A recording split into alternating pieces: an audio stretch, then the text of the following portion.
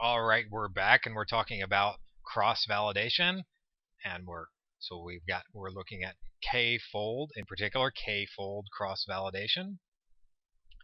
And we started out, so we were talking about how we wanted to minimize this expected loss, but we don't know the true distribution p, so we can't compute this thing. But what we're going to do is try to estimate it. So we're going to try to estimate this expected loss, this error, epsilon m, for each of the models in our model class, 1 up through C, finite model class. And we're going to do it in the following way. So we took our data D, and for illustration purposes, well, let's suppose that we had 100 points in it. We randomly permuted it. We split it into these k equally sized parts, or roughly equally sized parts. And here we were assuming, for illustration purposes, we were assuming k equals 5, just to make things nice and concrete. But in general, this could be some arbitrary integer k. Well, it has to be less than n, I guess. And then we were writing down this matrix to visualize the cross-validation process. So the process is the following. So here's what we're going to do.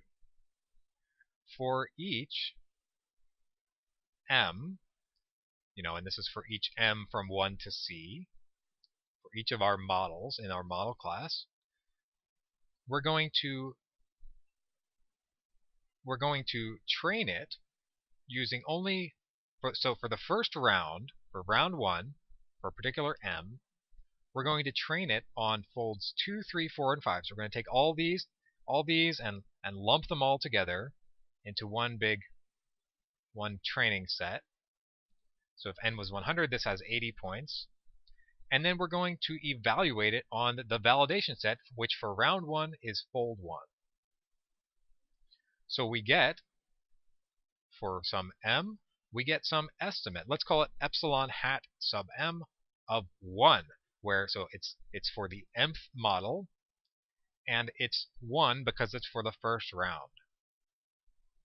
And then we forget everything from the first round, and for the second round, we start over. We say, okay, we're looking at model m, and we're going to take now fold 1 and lump it all together with folds 3, 4, and 5, and we'll use that as our training set. We'll construct a prediction function or classifier or regression function or whatever using that as our training set, folds 1, 3, 4, and 5, and then we'll evaluate it on fold 2. So that's for round 2, and that gives us epsilon hat sub m of 2. And then we do the same thing for 3, 4, and 5. We get epsilon hat m 3, 4, and 5. And then we put all these together, we average them all up together into epsilon hat m, and that's just the average. So it's 1 over k times the sum as I goes from 1 to k, epsilon hat m of I. Just the average of each of these. So it's averaging the error, the empirical error on each of these different rounds.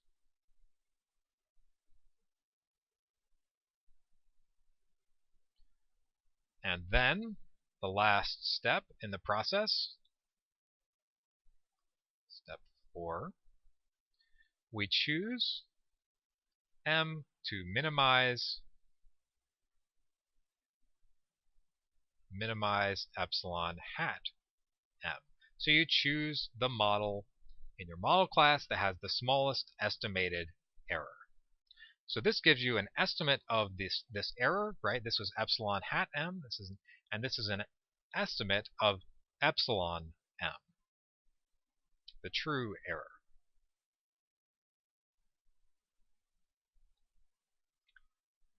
And that is cross-validation. Oh, and I guess, well, there's one more step. So you would choose m to minimize this, and then for your final thing, you would retrain using m. Maybe this is like, we call this m star is the minimizer, and we would retrain using M star on all of D. So we would get our final classifier or prediction function by using the best model, and we would, training it on all of the data. And that's cross-validation. So one question here, one thing which we haven't really talked about, is how do you choose K? What is the good value of K? Well, so I'll come back to it a little bit later. We'll talk about what is a good value of K. Often, let me just say at this point, oftentimes people use either 5 or 10 for K. But another very popular choice is to use, so that's the end of cross-validation, the general setup, the general thing.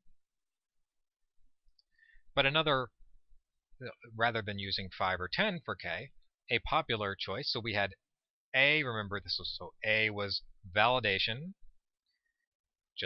we just took one split. B was cross-validation or K-fold cross-validation, and that was we took these each of these K different splits and we evaluated on each of them. And now for a third option, well, it's really, I guess, a special case of B. Special case of cross-validation is leave one out cross-validation. Leave one out cross-validation. And this is just K-fold cross-validation when K equals n, little n. K equals the number of points. So what is this doing? This is doing, right, so that we've got back up to our data here. So for leave one out cross-validation, each point itself is a fold. So we have n folds. Each point is one fold. So at the first step, and in the first round, we're going to have n rounds. In the first round, we train on, well, I guess, we permute everything first. But actually, for leave one out, it doesn't even matter. So you don't need to permute. But so we would take the first one as a validation set in round one. We would train model M on all of the rest, 2 through n, evaluate it on this one, and that would give us our first, epsilon hat 1, epsilon hat M of 1, and then, we would take the second one. So I think you get the point. You see the idea. So you take K equals n. So you have n folds. Each point is a fold. And that's leave one out cross-validation, sometimes fairly popular choice. So let me tell you about one more option along these lines, D, which is closely related. And this would be random subsamples. And for this type of method, for this type of cross-validation, I don't know if you really call it cross-validation. It's really a little kind of different. You again have a sequence of rounds. So we have round 1, 2, 3, 4, and so on, up to some, I don't know, capital R number of rounds.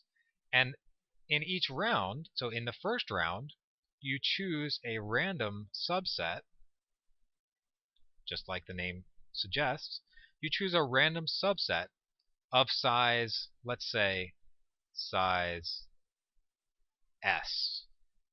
So S is a parameter here. So you have, before in K-fold cross-validation, we had this one parameter. We had the parameter K. Of course, I mean, there's all the parameters in your model and everything. But for the procedure, the model selection procedure, there was this parameter K.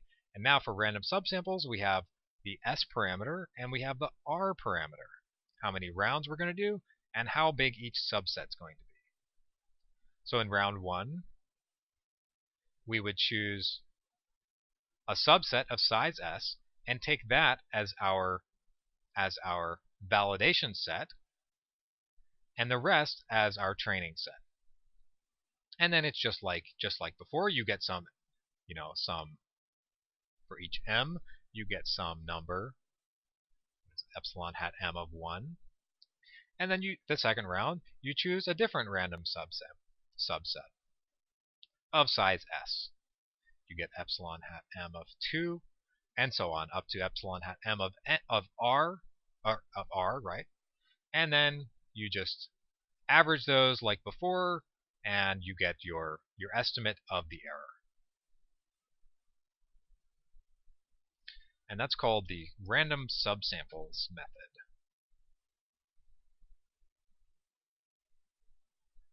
So let me briefly say a comparison between random subsamples versus cross-validation, pros and cons. In cross-validation, one advantage to it is that you're using each point here is used for validation an equal number of times. In fact, it's used exactly one time. Each point is used exactly one time for validation. So it's sort of, equally distributed according to, maybe if there was like a super hard point, maybe this one was like super hard, point, I don't know, 19 was super hard, you're only testing one time on that. But down here in the random subsamples, if you like here, if I chose this point twice, maybe this was that hard point 19, and that was part of my validation set in these rounds, I might end up by chance choosing that a bunch of times, and then I would be overestimating my error if I did poorly on that hard point. So that's something which is maybe more attractive about cross-validation. But a disadvantage of cross-validation is that you can only do that, the number of rounds you do is equal to the number of folds, and each fold, like if I have k folds, like then I have to divide my divide my whole set D into k equally sized parts. So, it sort of introduces this strange dependency between the number of folds, the size of my training and validation sets in each round, and the number of rounds. Whereas we might want to choose maybe a smaller training set and larger validation set, or a larger training set and smaller validation set, and have a different number, maybe have more rounds in order to get a better estimate of the error here. And so that's an advantage of the random subsamples method, is that you can choose these independently. You can choose the size of each of your validation sets, and you can also choose the number of rounds. So that's a nice thing. But just like I mentioned before, there's this sort of dependency between the different rounds, because you could, of course the whole thing is always the same set, so you're going to be reusing certain points multiple times or for training, and reusing them multiple times for validation in the random subsamples thing. So there's this sort of strange dependency there, which does not show up in cross-validation, because each point is only validated. You're only testing, it's only part of the validation set one time, so you're only testing it one time on each point. Okay, so that was a little comparison between these two, and introduction to these main different types of cross-validation. And I'll have to stop there because I'm running out of time, but I do want to tell you how to choose K for cross-validation. So we'll come back to that, and we'll talk also about a couple other issues associated with cross-validation. Okay, we'll be back in a minute.